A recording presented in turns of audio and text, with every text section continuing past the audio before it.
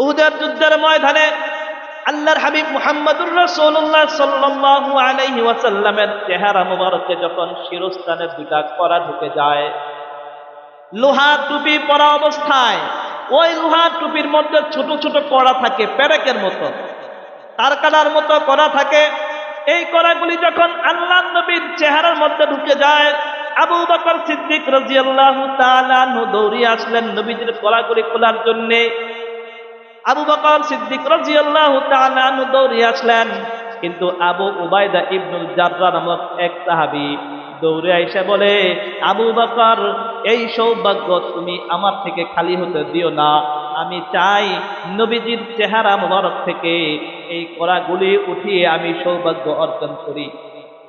আবু উবাইদা ইবনুল জাররাহ রাদিয়াল্লাহু আনহু নবীজির চেহারার মধ্যে যেই দুইটা কড়া ছিল, ওই দুইটা কড়ার মধ্যে একটাকে কামড় দিলেন, কামড় দিয়ে কড়াটাকে তুললেন, সেই সাথে সাথে তার একটা দাঁত ভেঙে যায়, কিন্তু এই দিকে তার কোনো দৃষ্টি নাই। আরেকটা কড়া যখন তিনি কামড় দিলেন, কামড় দেওয়ার পরে ওই কড়াটাও উঠে যায়, সাথে সাথে আরেকটা দাঁতও ভেঙে যায়, কিন্তু তাতেও তার কোনো কষ্ট অনুভব হয় না। এরপরে মালিক ইবনে সিনান রাদিয়াল্লাহু আনহু নবীজির ওই ক্ষত স্থান থেকে যেই রক্তগুলি বের হয়ে মুখটা রক্তাক্ত হয়ে গেল, ওই রক্তগুলি তিনি চেটে পুটে খেয়ে তার চেহারাটাকে পবিত্র করে দিলেন, পরিষ্কার করে দিলেন। আল্লাহর হাবিব মুহাম্মদুর রাসূলুল্লাহ তখন সাথে সাথে ঘোষণা করলেন, লান তামাসসাকান নার।